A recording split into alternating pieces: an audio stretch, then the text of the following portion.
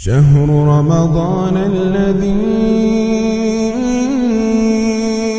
أنزل فيه القرآن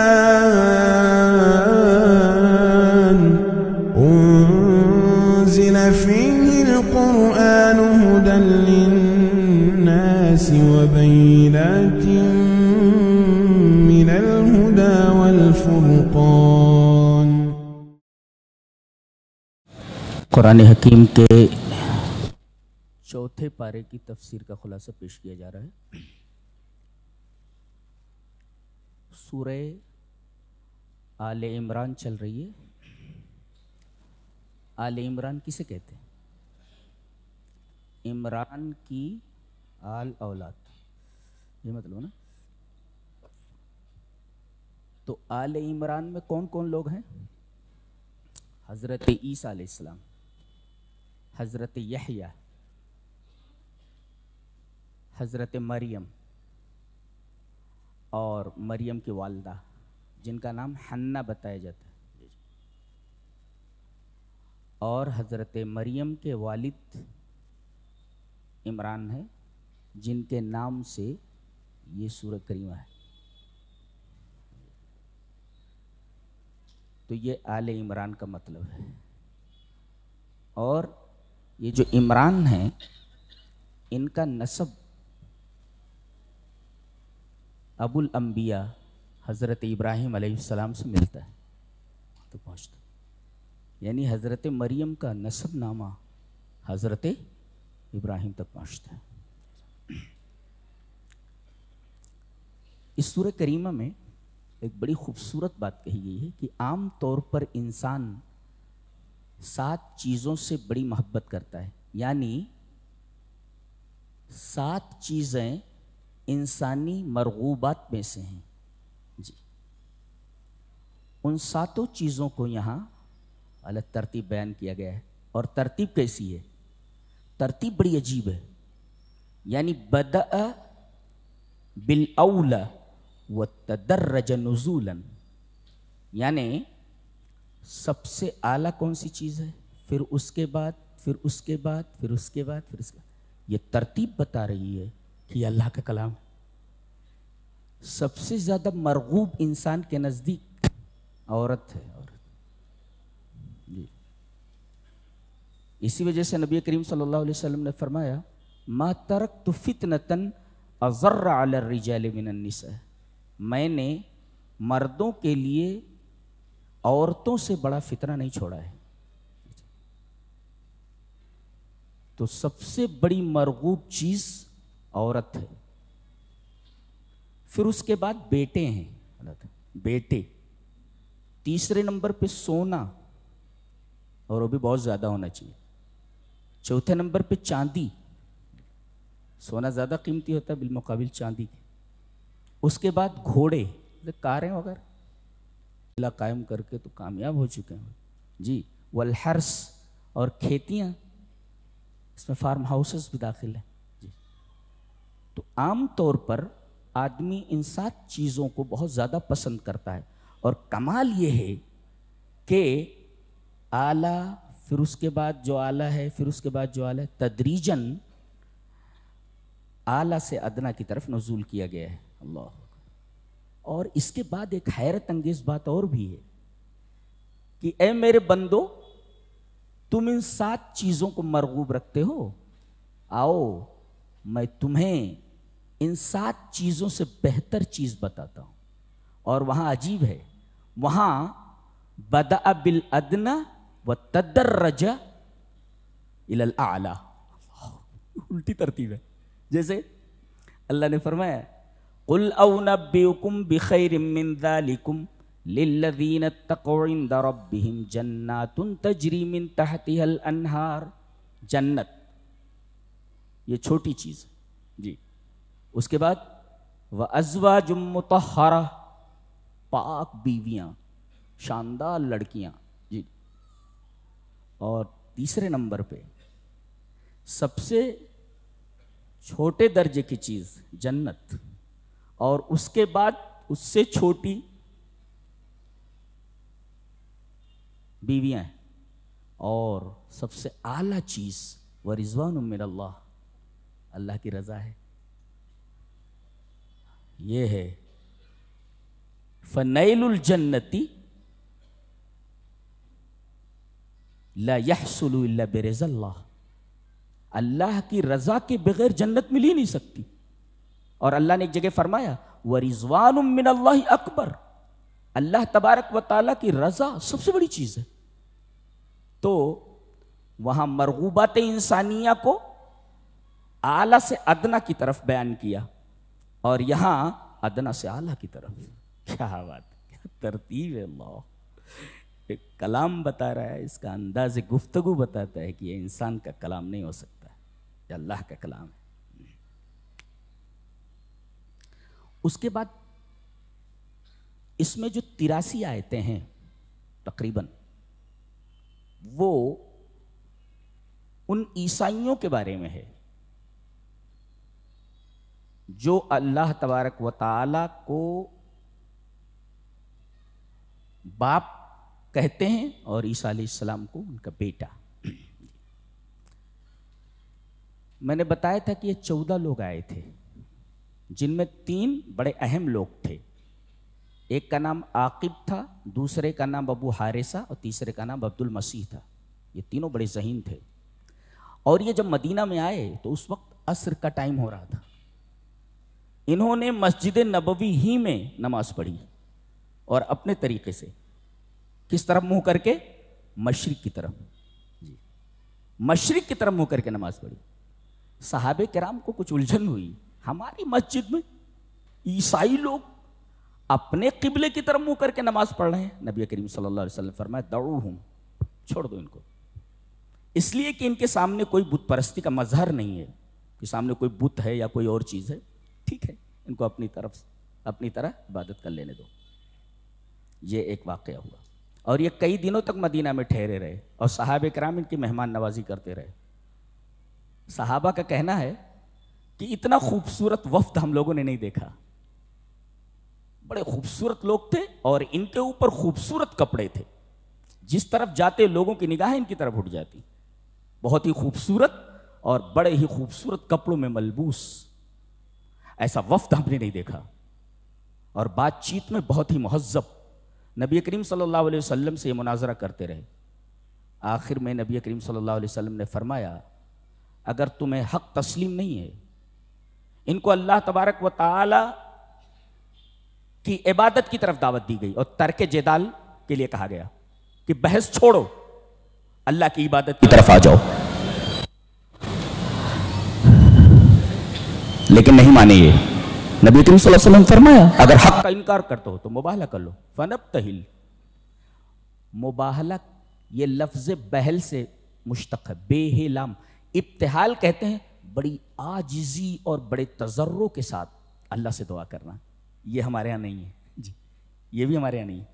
عاجزی سے گڑ گڑا کر پوری توجہ کے ساتھ اللہ تبارک و تعالیٰ سے دعا مانگنا. مانگ کر کے دیکھو مل جاتا، جو مانگو گے مل جائے گا. ابتحال نہیں ہے. تو بڑی عاجزی اور بڑے تضرع کے ساتھ، گڑ گڑاہٹ کے ساتھ اللہ سے دعا مانگنا ابتحال کہلاتا ہے. چونکہ اس معاملے میں، مباہلے میں گڑ گڑا کر اور بڑی عاجزی کے ساتھ اللہ سے دعا مانگی جاتی ہے. کیا کہا جاتا ہے؟ اے اللہ جو ناحق پر ہے اس کے اوپر تیری لعنت ہو، جھوٹے کے اوپر اللہ کی لعنت ہو. اللہ کے رسول نے مباہلے کی دعوت دے دی، لیکن یہ لوگ مباہلے پر تیار نہیں ہوئے. آپس میں انہوں نے مشورہ کیا، کہا کہ لگتا ہے کہ پیغمبر ہے، اگر یہ پیغمبر ہے تو مباہلے کے بعد ہمیں بچنا نہیں ہے. حضرت ابن عباس رضی اللہ تعالیٰ عنہ فرماتے ہیں، تبری اس کو بسند حسن لائے ہیں ان کے اس اثر کو. حضرت ابن عباس کہتے ہیں کہ اگر یہ مباہلہ کر لیتے تو یہ گھر واپس ہوتے اس حال میں کہ نہ ان کا مال رہتا تھا اور نہ ان کا عیال رہتا تھا. کوئی بچتا نہیں تھا، نہ مال بچتا نہ اہل و عیال بچتے. مباہلہ بہت ہی خطرناک چیز ہے. اور ایک نکتہ یہ بھی ملا کہ اگر کوئی حق کے انکار پر مصر ہو جی تو اسے مباہلے کی دعوت دی جا سکتی ہے. چلو بیٹھو، حدیثوں کا انکار کر رہا ہے، کوئی بات نہیں مان رہا ہے، تو حق کے منکر کو مباہلے کی دعوت دی جا سکتی ہے. اور مباہلے کی شکل یہ ہے کہ جھوٹے پر اللہ کی لعنت ہو.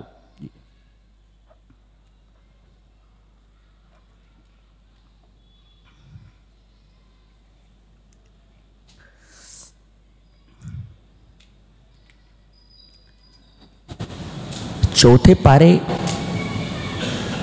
کی جو پہلی آیت ہے لن تنالوا البر حتى تنفقوا مما تحبون، جانتے ہیں اس سے پہلے کون سی آیت ہے؟ وہ آیت ہے کہ قیامت کے دن کافر جس نے اللہ کا انکار کیا ہے اگر روئے زمین بھر کر کے سونا دے تو اسے قبول نہیں کیا جائے گا.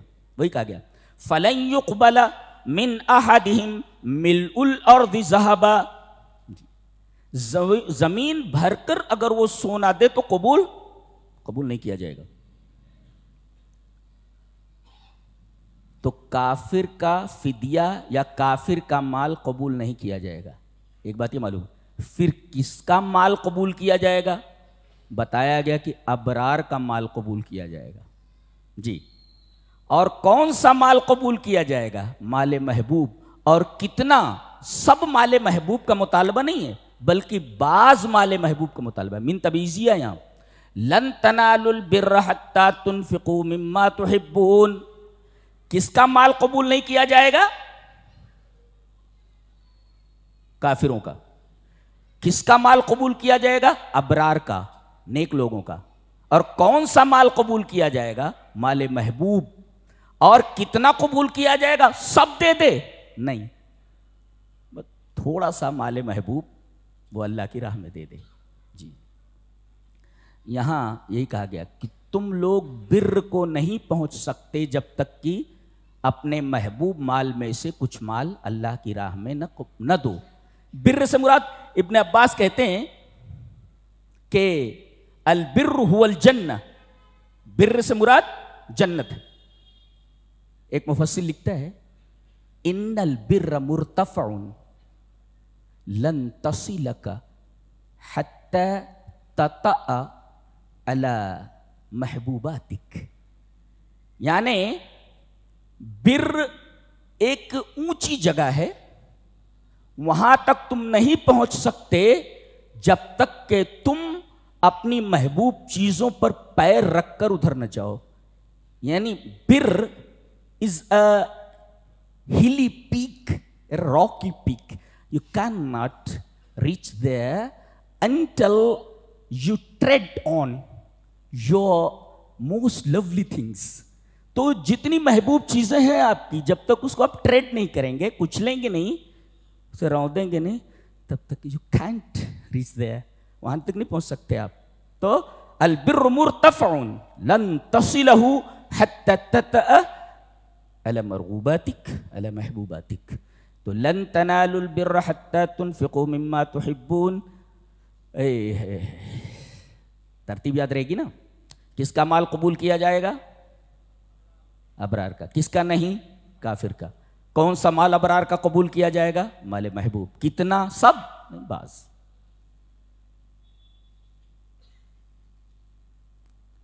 اب آگے اہل کتاب کے کچھ بیہودہ سوالوں کا جواب دیا جا رہا ہے.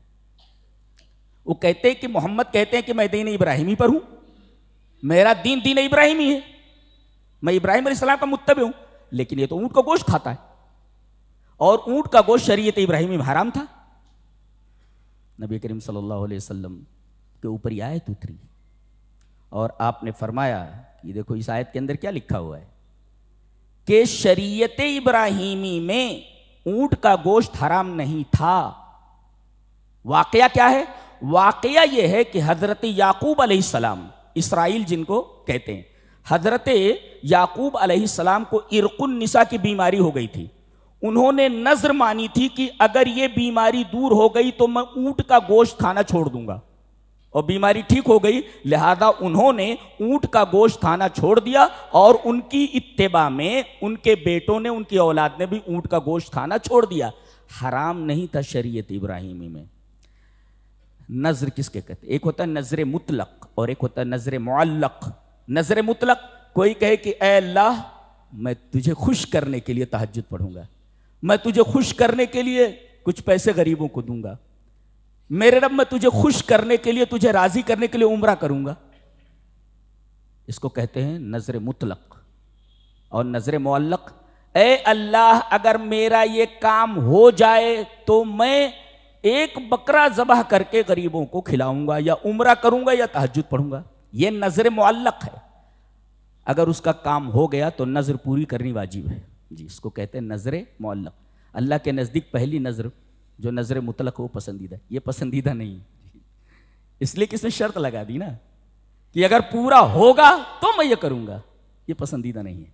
تو ایک ہے نظر مطلق اور ایک ہے نظر معلق. نظر مطلق اللہ کو پسند ہے، نظر معلق پسندیدہ نہیں. لیکن اگر کام ہو گیا تو نظر کا کفارہ اور نظر اسے پوری کرنی پڑے گی. یہ معلوم. نبی کریم صلی اللہ علیہ وسلم کسی مدرسے میں نہیں گئے، نبی کریم صلی اللہ علیہ وسلم کسی کالج میں نہیں گئے. آپ نے ہسٹری نہیں پڑھی. کیسے آپ نے کہا کہ شریعت ابراہیمی میں اونٹ کا گوشت حرام نہیں تھا؟ حضرت یعقوب علیہ السلام نے اپنے اوپر نظر مان کر کے اس کو چھوڑ دیا تھا. کیسے معلوم ہوا؟ آپ نے ہسٹری نہیں پڑھی تھی. یہ دلیل ہے اس بات کی کہ آپ اللہ کے سچے نبی ہیں. اللہ نے آپ کو بتایا، اس وجہ سے آپ نے یہ بات ان کے سامنے رکھی. یہ آپ کی نبوت کی دلیل ہے. اور پھر یہ کہا گیا کہ تم کہتے ہو کہ شریعت ابراہیمی میں اونٹ کا گوشت حرام تھا. آگے کہا گیا قل فاتوا بالتوراۃ فاتلوها ان کنتم صادقین. اگر تم سچے ہو تو تورات لاؤ، پڑھ کر سناؤ. کیا چیلنج ہے! اس کا مطلب یہ ہے کہ نبی کو بتا دیا گیا کہ تورات میں یہ نہیں ہے، یہ نہیں دکھا سکتے. یہ نبی کریم صلی اللہ علیہ وسلم کی نبوت کی دوسری دلیل ہے کہ ایک امی ایسا کیسے کہہ سکتا ہے کہ تورات لاؤ اور پڑھ کر کے سناؤ. اس کا مطلب اس میں نہیں ہے. کس نے بتایا؟ جبکہ ہمارا نبی امی ہے. الذی لا یقرأ ولا یکتب، جو نہ لکھ سکے نہ پڑھ سکے. کیسے کہا اس نے قل فاتوا بالتوراۃ، تورات لاؤ؟ یعنی تورات میں ہے ہی نہیں. کیسے معلوم ہوا؟ نہ آپ نے ہسٹری پڑھی ہے اور نہ آپ نے تورات پڑھی ہے. آپ نے کیسے یہ دونوں باتیں کہیں؟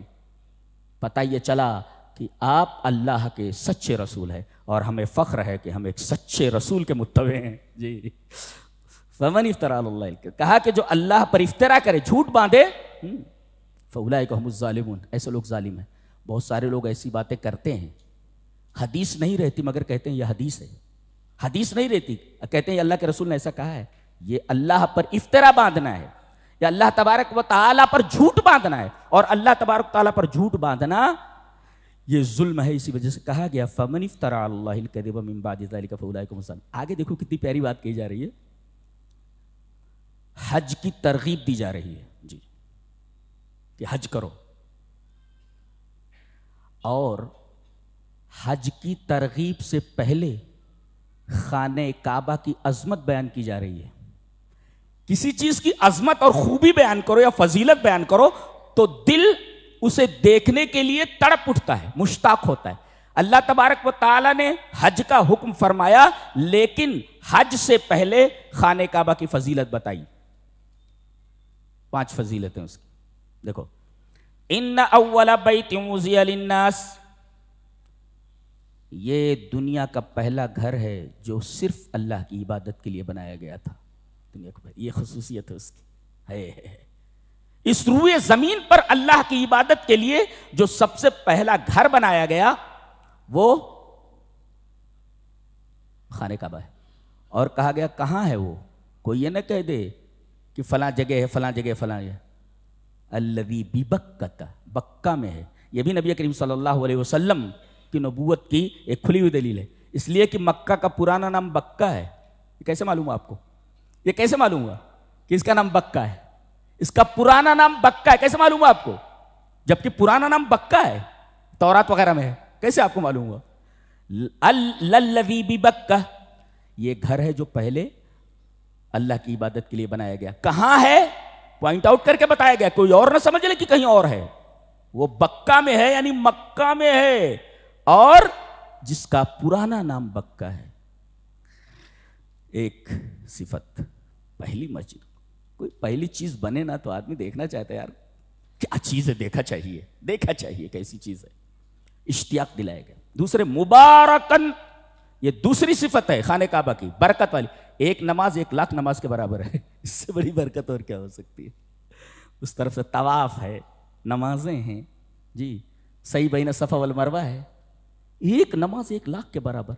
برکت کا کیا مطلب؟ برکہ النمو والازدہار, بڑھنا کسی چیز کا.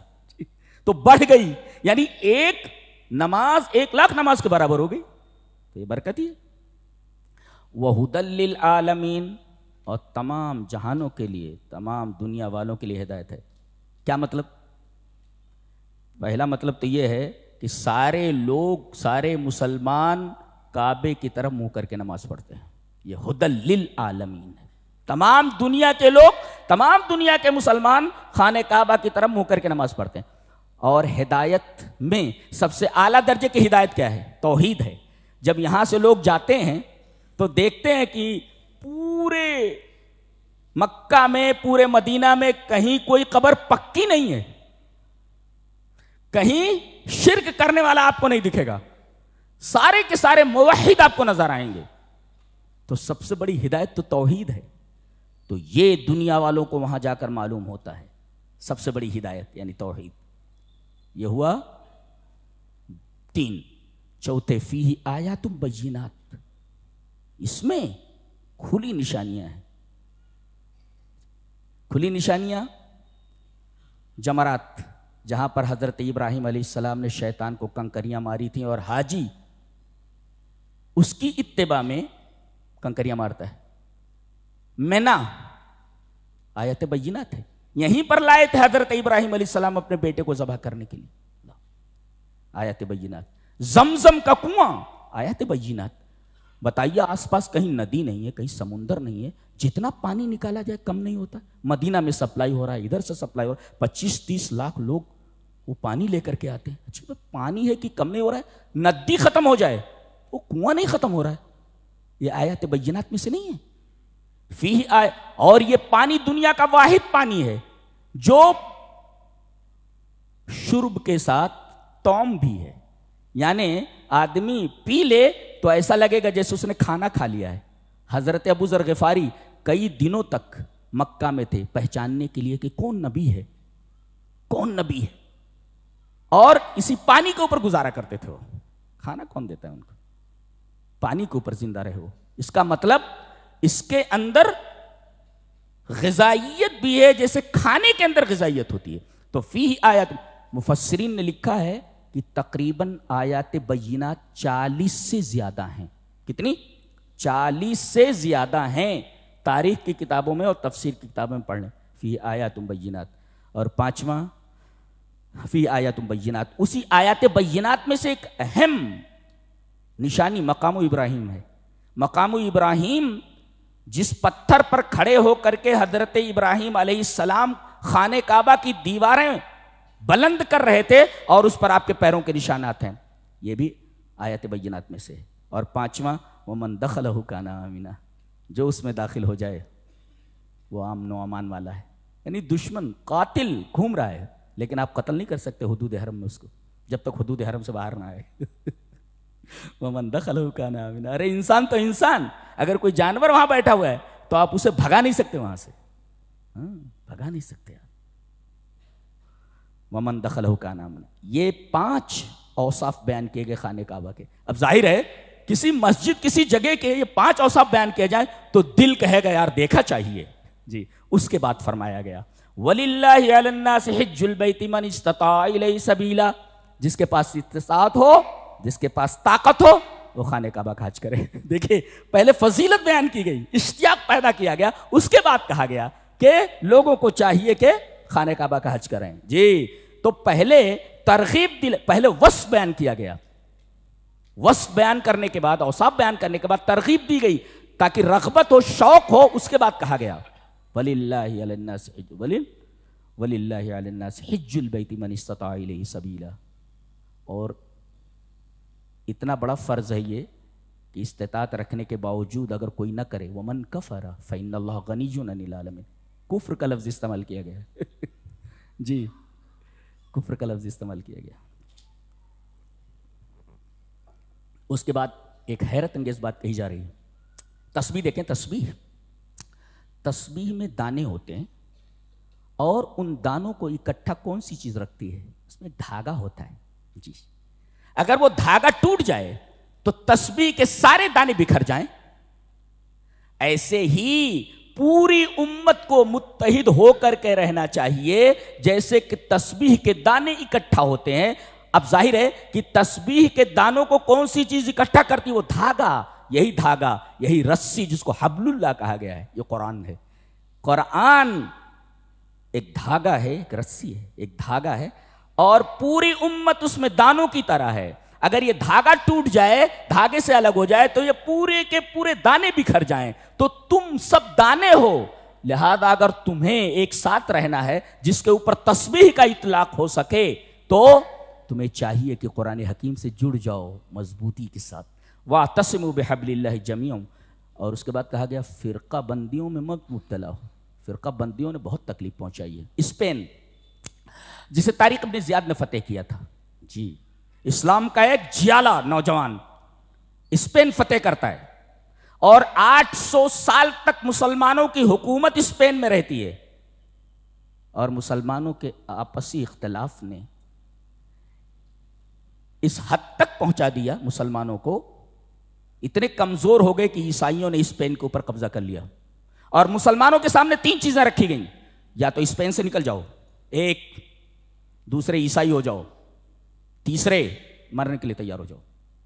اور ایک وقت ایسا آیا کہ پورے اسپین میں ایک مسلمان نہیں دکھتا تھا. یہ ہے اختلاف. اس اختلاف میں یہ امت پڑی ہوئی ہے اور کمزور ہوتی جا رہی ہے. اپنی زمینیں بیچتے جا رہے ہیں، دوسرے لوگ زمینیں خریدتے جا رہے ہیں. تم کہاں ہو؟ تم سے زیادہ ذلیل کون ہے بھائی؟ تم سے زیادہ ذلیل کون ہے؟ تھے اس قدر اللہ اکبر.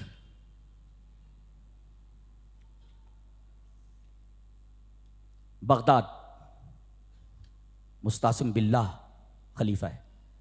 شیعہ اور سنی اختلاف نے ایک شیعہ کو اس بات پر تیار کیا کہ اس نے ہلاکو کو بغداد پر حملہ کرنے کی دعوت دے دی. حملہ کیا. عورتوں کو، بچوں کو.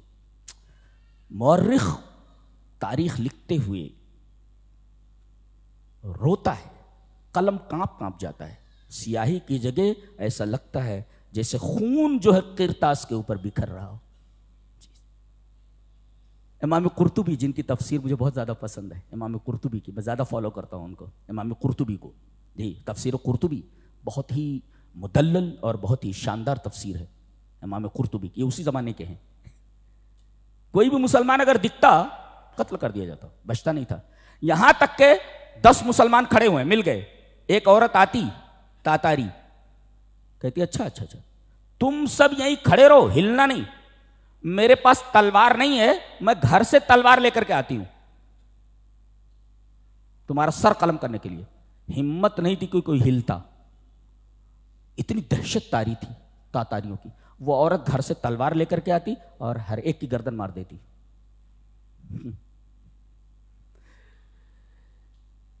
اللہ اکبر. کہتے ہیں امام قرطبی کہ میں اسی دور کا ہوں جی. کہتے ہیں کہ مجھے 2 تاتاریوں نے دیکھ لیا. مجھے 2 تاتاریوں نے دیکھ لیا اور دونوں کے ہاتھوں میں تلواریں تھیں. انہوں نے دیکھا کہ یہ مسلمان ہے، میری طرف بڑھے اور میں بھاگا. بھاگتے بھاگتے میں پیچھے مڑ کر دیکھتا جاتا تھا کہ مجھے مارنے والے یہ تاتاری پیچھے آ رہے ہیں کہ نہیں. میں دیکھ رہا تھا کہ وہ پیچھا نہیں چھوڑ رہے ہیں، میری جان جانے والی ہے. کہتے ہیں کہ اب میرے ہاتھ پیروں نے جواب دے دیا، میرے پیروں نے جواب دے دیا. میں ایک جگہ بیٹھ گیا، بالکل کھلے میں بیٹھ گیا کہ اب تو مرنا ہی ہے. امام قرطبی کا بیان ہے. اور کہنے لگے جیسے میں بیٹھا میں نے یہ آیت کریمہ پڑھی سورہ یاسین کی، وَجَعَلْنَا مِن بَيْنِ أَيْدِيهِمْ سَدًّا وَمِنْ خَلْفِهِمْ سَدًّا فَأَغْشَيْنَاهُمْ فَهُمْ لَا يُبْصِرُونَ. ان کے آگے دیوار، ان کے پیچھے دیوار، ان کی آنکھوں پر پردہ. کہتے ہیں ایک میرے دائیں سے گزر گیا، ایک میرے بائیں سے گزر گیا. میں بیٹھا ہوا ہوں، میں حیرت سے دیکھ رہا ہوں. وہ دیکھ رہے ہیں، مجھے ڈھونڈ رہے ہیں، میں سامنے بیٹھا ہوا ہوں. اللہ اکبر. قرآن حکیم یہ آپ کو مصیبتوں سے بچانے والی بھی کتاب ہے. یہ اس سے جڑ جاؤ. اگر تمہیں خوش رہنا ہے اور مصیبتوں سے بچنا ہے تو قرآن حکیم سے جڑ جاؤ، اس لیے کہ یہ واحد کتاب ہے کہ اللہ نے اسی کی حفاظت کی ذمہ داری، پورے قرآن میں کہیں اللہ نے مسلمانوں کی حفاظت کی ذمہ داری نہیں لی، بلکہ قرآن کی حفاظت کی ذمہ داری لی ہے۔ اِنَّا نَحْنُ نَزَّلْنَا الذِّكْرَ وَإِنَّا لَهُ لَحَافِظُونَ، ہم نے ذکر کو نازل کیا ہے اور ہم ہی اس کی حفاظت کرنے والے۔ تو اللہ نے قرآن حکیم کی حفاظت کا ذمہ لیا ہے۔ اب جس کو بچنا ہو، جس کو اپنی عزت آبرو جان بچانی ہو، تو قرآن کے اس قلعے میں آ جائے، محفوظ ہو جائے گا۔ جو اس قلعے سے باہر رہا، وقت کے تاتاری اس کی گردن مار دیں گے، وقت کے تاتاری آپ کی گردن مار دیں گے۔ یہ امام قرطبی کا بیان ہے، بہت بڑا مفسر ہے، میں فالو کرتا ہوں، ان کو پڑھتا ہوں، بہت بہترین تفسیر ہے عربی میں۔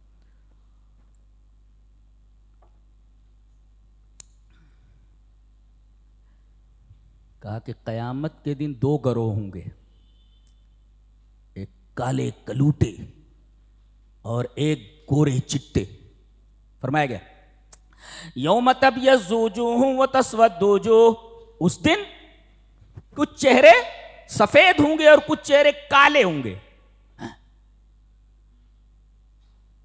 مفسرین نے اس کی تفسیر کی ہے کہ جن کے چہرے سفید ہوں گے، گورے ہوں گے، وہ اہل سنت ہوں گے، اسے دعویٰ کرنے والے نہیں اہل سنت جی۔ وتسود وجوہ، جن کے چہرے کالے ہوں گے وہ اہل بدعت، اہل بدعت۔ جن کے چہرے سفید ہوں گے مومن اور جن کے چہرے کالے ہوں گے وہ کافر۔ ایک مفسر کہتا ہے اس میں جن کے چہرے سفید ہوں گے یہ پہلے کیوں لایا گیا، وَتَسْوَدُّ جن کے چہرے کالے ہوں گے ان کو بعد میں کیوں لایا گیا؟ اس ترتیب ایک عجیب کتاب ہے۔ آپ نے تو سائنس پڑھی ہے، سائنس کوئی کتاب ایسی نہیں ہے جو سائنس آف ورڈز پیش کرتی ہے، ورڈز کی سائنس ہے، لفظوں کی سائنس۔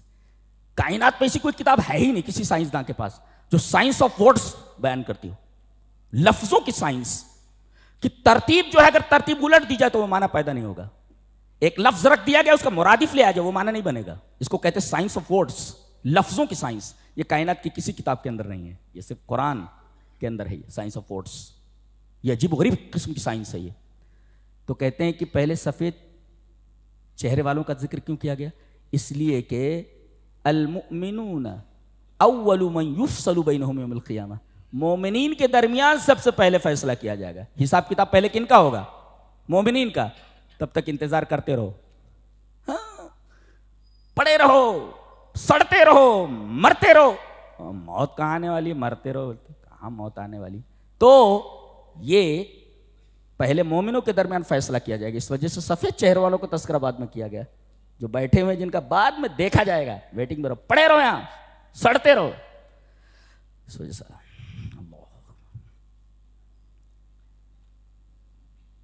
اس کے بعد دو جنگوں کا تذکرہ ہے مشہور، بدر اور احد۔ بدر میں مسلمان جیت گئے، 70 کفار کو انہوں نے مارا اور 70 کو گرفتار کیا، جبکہ بے سر و سامان ہیں، 313 ہیں، 310 ہیں یا 309 ہیں، 313 ہیں، اور 2 گھوڑے ہیں اور 70 اونٹ ہیں، تمام پیدل ہی ہیں، یعنی 70 اونٹ ہیں اور 2 گھوڑے ہیں اور 313 افراد ہیں، اور سامنے 1000 کی مسلح فوج ہے۔ اللہ تبارک و تعالیٰ نے ان کو ٹکرایا، 70 مارے گئے وہ اور 70 گرفتار ہو کر کے لائے گئے۔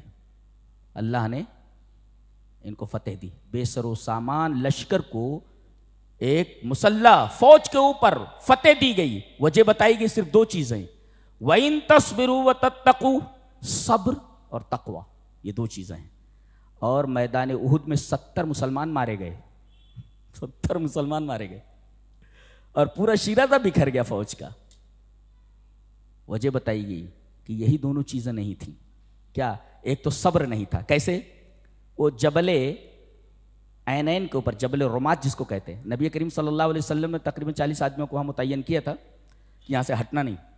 حضرت خالد بن ولید طاق میں تھے، ان کو ویک پوائنٹ وہی لگ رہا تھا۔ اللہ،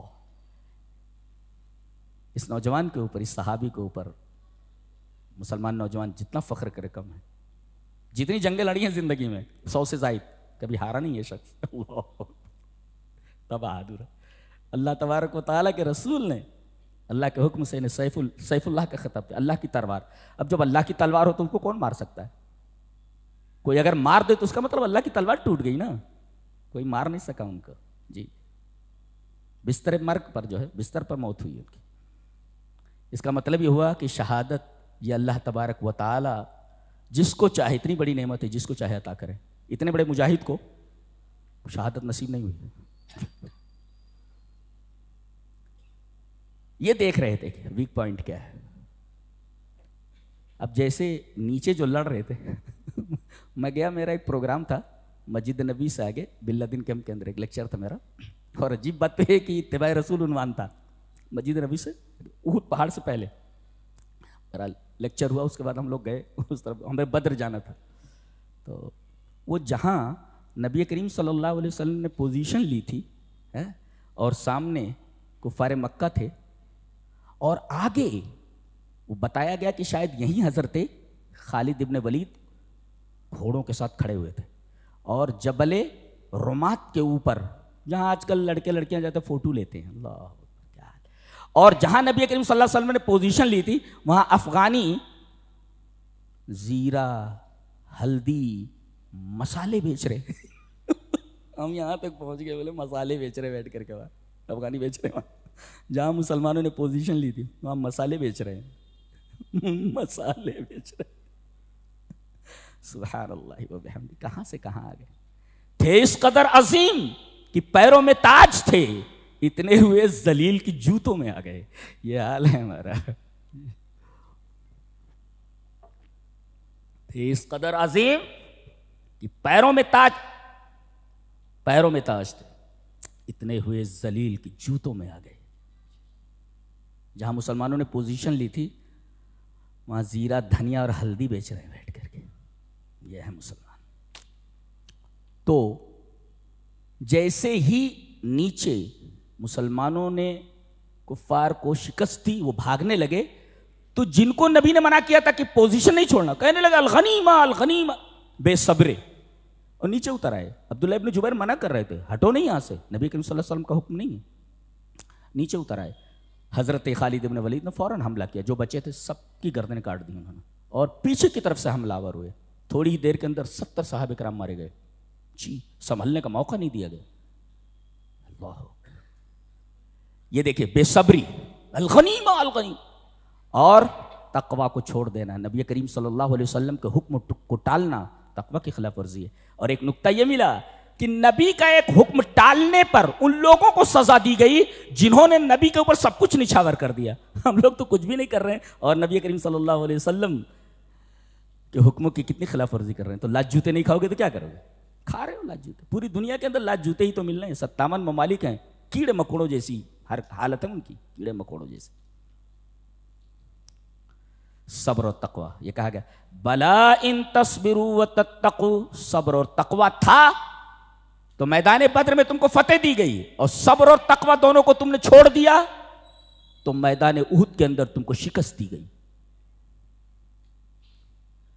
اس کے بعد جب ہار گئے لوگ ایک حد تک، اللہ تبارک و تعالیٰ نے ان کو تسلی دی. 3 طریقے کی تسلی. ایک کہا پچھلی نعمت یاد کرو. پچھلی نعمت یاد کرو. اس کا مطلب ہے جب مصیبت آئے تو اللہ کی پچھلی نعمت کو یاد کرنا چاہیے تاکہ مصیبت ہلکی معلوم ہو. پچھلی نعمت، ارے 70 کو مارے تھے نا تم لوگ، وہاں 70 قید ہو کر کے آئے تھے. تو 70 گئے نا، 70 ہی گئے نا. تم تو فائدے میں اب بھی 70 قید کر کے لائے تھے. جی. اور یہ تمہارے جتنے مقتولین ہیں سب جنت میں ہیں، ان کے جتنے مقتولین ہیں سب جہنم میں ہیں. جی یہ نعمتیں یاد کرو، مصیبت ہلکی ہو جائے گی. اس کا مطلب جب مصیبت آئے تو آدمی کو پچھلی نعمتیں یاد کرنی چاہیے تاکہ مصیبت جو ہے وہ ہلکی معلوم ہو. یہ اللہ تبارک تعالیٰ نے بتایا ہے، مصیبت ہلکی معلوم ہو. اور دوسرے، اللہ تبارک و تعالیٰ نے شہداء کی فضیلت بیان کی. عند ربہم یرزقون، اللہ کے یہاں کھا رہے پی رہے مزے میں ہیں، اور وہ کہہ رہے ہیں ہم لوگ تمہارا انتظار کر رہے ہیں، یار آؤ نا ادھر. کیا نعمتیں اللہ نے دی. فرحین بما آتاہم اللہ، انتظار کر رہے ہیں. انتظار کر رہے ہیں، وہ بلا رہے ہیں، آؤ آ جاؤ. کیا دنیا کیا ہے؟ بولے تو دنیا کیا ہے؟ سڑی ہوئی چیز ہے نا، سڑی ہوئی.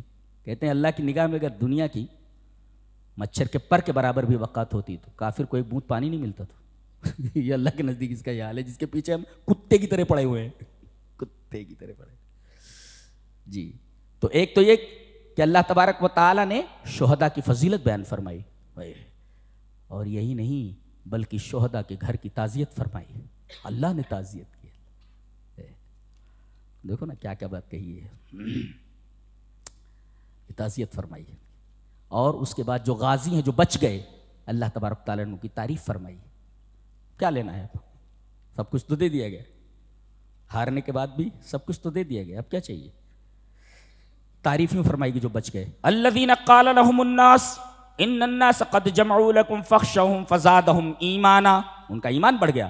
وقالوا حسبنا اللہ ونعم الوکیل. یہ جو بچ گئے ہیں ان کے بارے میں فرمایا گیا ان کا ایمان بڑھ گیا. تعریف فرمائی گی.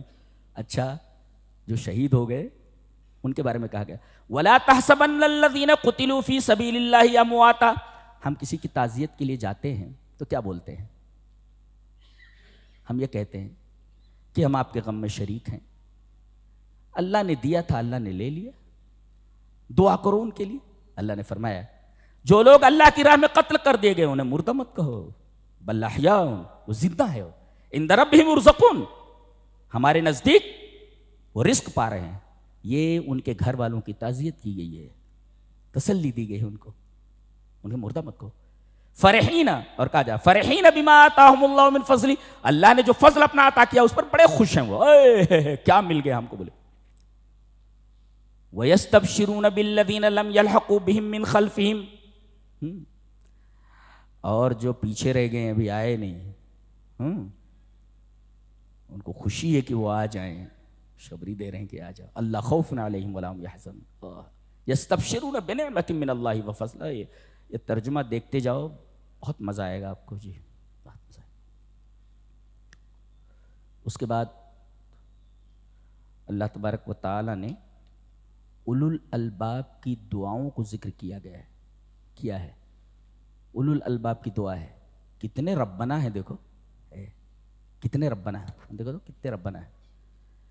ربنا انک من تدخل النار، ربنا اننا سمعنا منادیا ینادی ربنا فاغفر لنا ذنوبنا ربنا وآتنا ما وعدتنا. گن لو یہ کن کی دعا ہے؟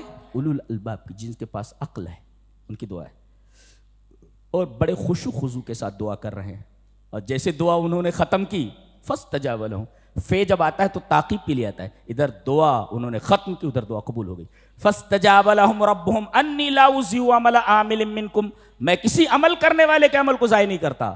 تو اولو الالباب نے بڑی عاجزی کے ساتھ دعا کی. ربنا ربنا ربنا.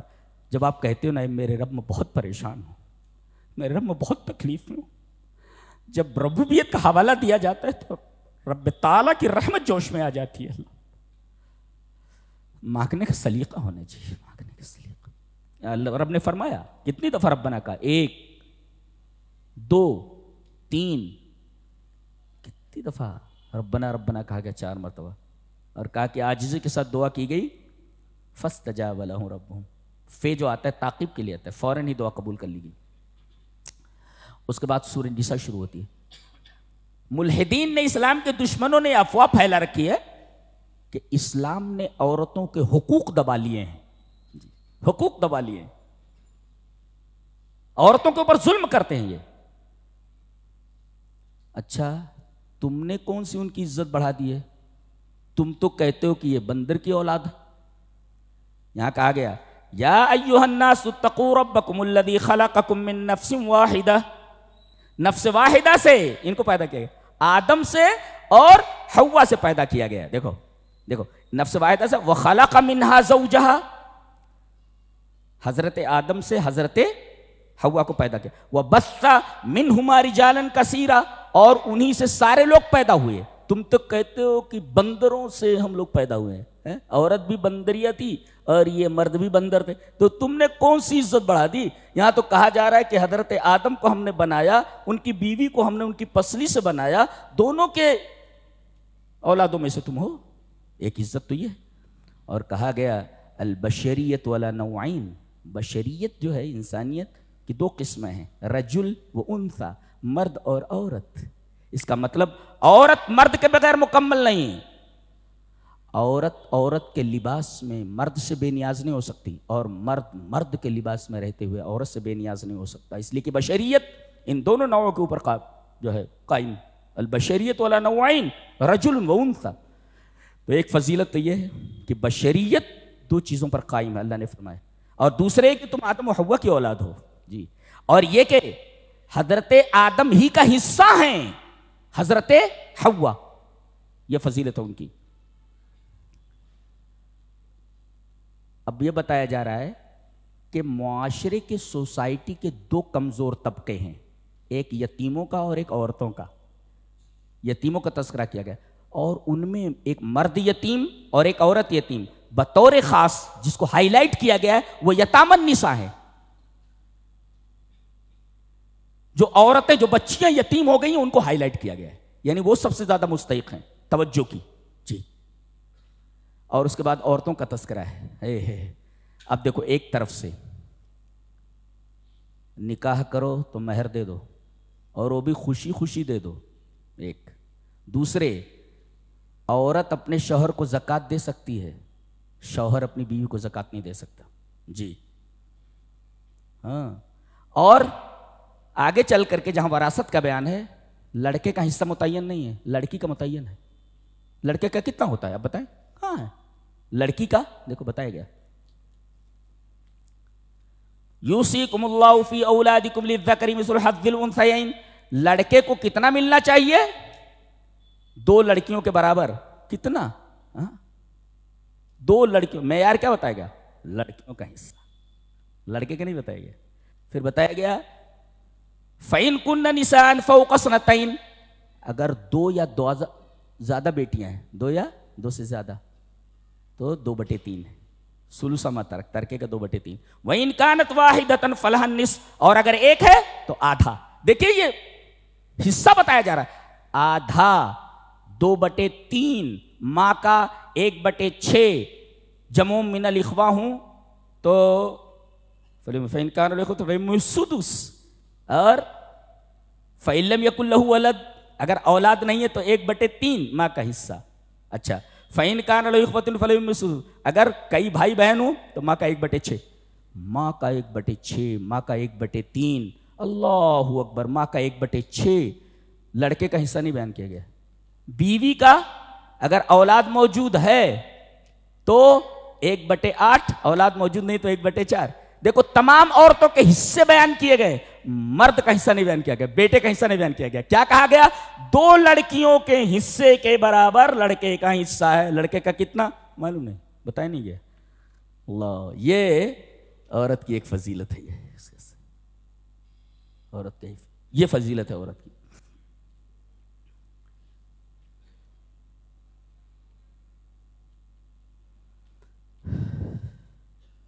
وراثت میں حصہ نہیں دیا جاتا تھا، وراثت میں حصہ دیا گیا جی۔ للنساء نصیب مما ترک الوالدان وللنساء نصیب مما ترک الوالدان والاقربون، کیا حقوق چاہیے۔ اور خود نبی صلی اللہ علیہ وسلم نے اس پر عمل کر کے بتایا ہے۔ حضرت عائشہ فرماتی ہیں، مجھے جتنی زیادہ غیرت حضرت خدیجہ سے آتی تھی، کسی اور عورت کے اوپر اتنی غیرت نہیں ہوتی تھی۔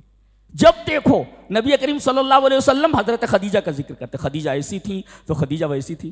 ایک دفعہ جھنجھلا کر کے انہوں نے کہا، کانہو لم یکن امرات الا خدیجہ، یہ حضرت عائشہ کے الفاظ ہیں۔ ایسا لگتا ہے آپ بیان کر رہے جیسے خدیجہ سے کوئی عورت ہی نہیں۔ یہ سوکناپا جو ہوتا ہے نا، وہ نبی کی بیوی ہو تو بھی ہوتا ہی ہے۔ نبی کریم صلی اللہ علیہ وسلم کثرت سے ان کا ذکر فرماتے، میری خدیجہ ایسی تھی، میری خدیجہ ویسی۔ اور جب کوئی چیز ذبح کرتے، جیسے بکری وغیرہ ذبح کرتے، تو آپ حضرت خدیجہ رضی اللہ تعالیٰ عنہ کی سہیلیوں کے پاس گوشت بھیجوا دیا کرتے تھے جی۔ ان کی سہیلیوں کے ساتھ حسن سلوک تھا، بہت زیادہ حسن سلوک کرتے تھے اور بہت زیادہ یاد کرتے تھے۔ حضرت عائشہ جو ہے کہتی ہیں مجھے بہت زیادہ غیرت آتی تھی، میں نے ایک دفعہ کہہ بھی دیا، تو ایسا ذکر کر رہے ہیں کانہ لم یکن امرات الا خدیجہ، خدیجہ سے کوئی عورت ہی نہیں ہے۔ نبی کریم صلی اللہ علیہ وسلم انہا کانت وکانا منہا ولد، ان سے مجھے اولاد بھی ہوئی۔ ان سے مجھے اولاد بھی ہوئی. اور سچ مچ اس عورت نے اتنا چاہا ہے. مکہ کی بہت مالدار عورت تھی. بتائیے نبی کو کتنا چاہا ہوگا انہوں نے. عمر بھی بہت زیادہ تھی, نبی تو بہت کم عمر کے تھے اس وقت جب شادی ہوئی ہے. اللہ, تو نبی کریم صلی اللہ علیہ وسلم نے اتنی محبت کی ان سے. آپ نے اس پر عمل کر کے بتایا ہے کہ عورتوں کے ساتھ زندگی کیسے گزاری جاتی ہے. اس کے بعد ایک بات اور فرمائی گئی کہ کسی عورت سے شادی کرو, اگر وہ پسند نہ آئے تو یہ تلقین کی کہ صبر کرو, صبر کرو. یہ کہا گیا. فَإِن كَرِهْتُمُوهُنَّ, اگر تم مجھے ناپسند کرتے ہو, فَعَسَىٰ أَن تَكْرَهُوا شَيْئًا, کسی چیز کو تم ناپسند کرتے ہو, وَيَجْعَلَ اللَّهُ فِيهِ خَيْرًا كَثِيرًا, اس کے اندر خیر کثیر ہو جائے. کوئی بچہ پیدا ہو جائے, عالم ہو جائے, حافظ ہو جائے, بڑے عہدے پر پہنچ جائے, صبر کرو. تو ایک صاحب ایک بزرگ کے بارے میں سنتے ہیں کہ وہ بڑے نیک آدمی ہیں تو ملنا چاہیے. گئے, پوچھتے پوچھتے کہا وہ صاحب کا گھر کون سا ہے؟ بولے یہ. بولے کوئی ہے؟ عورت نکلی, وہ جھاڑو ہاتھ میں تھا. کون رے؟ ارے اس موئے کو پوچھ رہے ہو تم؟ بھاؤ ادھر ادھر کہیں بھٹک رہا ہوگا. بڑی حیرت ہوئی. اب آگے باہر نکلے اور پوچھا انہوں نے کہ بھئی وہ بزرگ, بولے وہ لکڑیاں اکڑیاں کاٹنے گئے ہیں. دیکھا کہ وہ شیر پر سوار ہو کر کے آ رہے ہیں وہ بزرگ. کہا کہ میں آپ کے گھر گیا تھا, وہاں آپ ایسے ہیں اور یہاں شیر کے اوپر آپ سواری کر رہے ہیں. کہا کہ میرے نزدیک وہ عورت بہت ہی اعلیٰ درجے کی ہے, اسی کے بد اخلاقی پر صبر کرنے کی وجہ سے میں اس مقام پر پہنچا ہوں کہ شیر اپنے اوپر مجھے سوار کر لے رہا ہے. تو کئی بھی ایسی ہوتی ہے کہ مرد کو ولایت کر دیتے پر پہنچا دیتی ہیں. فَعَسَىٰ أَن تَكْرَهُوا شَيْئًا وَيَجْعَلَ اللَّهُ فِيهِ خَيْرًا كَثِيرًا, کسی چیز کو اگر آپ ناپسند کرتے تو اللہ ہو سکتا ہے اس کے اندر خیر کثیر پیدا فرما دے. تو صبر کرو. صبر کا پھل میٹھا ہوتا ہے. حل بتایا جا رہا ہے. تنگ آ گئے ہو, دکھنا نہیں ہے, صورت دکھنی نہیں. بعض عورتیں بولتی ہیں وہاں نہیں دکھنا, بولے تو یہاں دکھ رہا ہوں وہاں نہیں دکھنا, بولے جی. وَإِنْ أَرَسْتُمْ إِبْدَالَ الزَّوْجِ مَكَانَ زَوْجٍ, اگر بیوی بدلنا ہی چاہ رہے ہو, استبدال کرنا چاہ رہے ہو, اور اگر تم نے اسے پہاڑ کے برابر بھی قنطار بہت زیادہ مہر دے رکھی ہے تو فَلَا تَأْخُذُوا مِنْهُ شَيْئًا, تو ان سے کچھ مت لو. یہ دیکھو, اگر اس کو چھوڑ بھی رہے ہو تو حسین طریقے سے چھوڑو. اتاخذون بہتان, بہتان لگا کر کے نہیں. عرب کیا ہوتے, ان کی عادت تھی کہ جب کسی عورت کو چھوڑنا چاہتے تو اس کے اوپر الزام لگا دیتے, اس کا تو چکر ہے دوسرے سے, یہ زانیہ ہے, فلاں ہے, تاکہ مہر نہ دینی پڑے. منع کیا گیا, لا لا لا, اتاخذون بہتان و اثم. پھر جذبات کو اپیل کیا گیا, وکیف تاخذونہ وقد افضى بعضکم, فضا کا لفظ لایا گیا. ذرا دیکھو کمرے میں تم ہی دونوں تنہا ہو, جی جی جی, کوئی اور نہیں وہاں. پھر کہیں گھومنے کے لیے گئے ہو, منزہات جو ہے کسی پارک کے اندر, تم دونوں اکیلے ہو, تو ذرا پرانی یادیں ذہن میں لاؤ. یہ جذبات کو اپیل کیا گیا. کیسے لے سکتے ہو تم؟ وَكَيْفَ تَأْخُذُونَ وَقَدْ أَفْضَىٰ بَعْضُكُمْ إِلَىٰ بَعْضٍ وَأَخَذْنَا مِنْكُمْ مِيثَاقًا غَلِيظًا, اور تم نے میثاق غلیظ لی. میثاق غلیظ کہتے پکا عہد, پکا وعدہ. یہ 3 جگہوں پر آیا خالی. جی, ایک بنی اسرائیل سے لیا گیا تھا جنہوں نے توڑ دیا, اور ایک نبیوں سے لیا گیا تھا, اور تیسری یہاں ہے. اتنی اہمیت ہے میثاق غلیظ کے شادی کی, معمولی نہیں ہے. 3 ہی جگہ آیا ہے. بنی اسرائیل کے ساتھ آیا ہے کہ ان سے میثاق لیا گیا تھا, انہوں نے توڑ دیا. اور ایک نبیوں کے ساتھ آیا, ان سے میثاق لیا گیا تھا کہ ایک نبی آئے تو اس سے کہا گیا کہ اگر محمد صلی اللہ علیہ وسلم آئے تو ان پر ایمان لانا, اور تمہارے زمانے میں نہ آئے تو اپنی امت سے کہہ جانا کہ وہ نبی آئے گا تو اس پر ایمان لانا. یہ عہد لیا گیا تھا, میثاق. اور یہ تیسری جگہ یہ ہے, یہ عورتوں کے بارے میں ان کی فضیلت. اور اس کے بعد کہا گیا جب آدمی مرتا تو اس کی جو اصلی ماں ہوتی تھی, اس کے علاوہ اس کی جو دوسری مائیں ہوتی تھیں آدمی کی, وہ بھی اس کے حصے میں آ جاتی تھی ترکے میں. اس کو اپنی بیوی بنا لیتا تھا. باپ کی موت ہوا کو منع کیا گیا, وَلَا تَنكِحُوا مَا نَكَحَ آبَاؤُكُم مِّنَ النِّسَاءِ, تمہارے جو باپ ہیں ان کی جو بیویاں ہیں تمہاری ماں ہو ان کے ساتھ تو تم شادی نہیں کر سکتے، لیکن وہ جو تمہاری دوسری مائیں ہیں ان کو تم اپنے نکاح میں نہیں رکھ سکتے، انہوں کا فاحشہ۔ اللہ اکبر۔ یہ ساری چیزیں ہیں جو عورتوں کی عظمت کے اوپر دلالت کرتی ہیں اور یہ بتاتی ہیں کہ اللہ تبارک و تعالی نے عورتوں کے حقوق کا کتنا لحاظ فرمایا ہے، کتنے حقوق دیے ہیں، اور مسلمانوں کو تاکید کی ہے کہ کس طریقے سے وہ عورتوں کے ساتھ سلوک کریں۔ اور پوری سورہ، جیسا کہ ہم آگے بحث کریں گے، آپ کو حیرت ہوگی کہ پوری کی پوری سورہ انہی کے بارے میں ہے۔ اللہ، ایسی کتاب آپ کو کہیں نہیں ملے گی، اتنے حقوق ہیں ان کے، ایک موٹی اتنی اس سے ڈبل کتاب تیار ہو جائے صرف سورہ آل عمران کی تفسیر میں۔ یہ رہی چوتھے پارے کی تفسیر۔ اللہ تبارک و تعالی ہمیں نیک عمل اور اچھی سمجھ کی توفیق عطا فرمائے۔ وآخر دعوانا الحمدللہ رب العالمین۔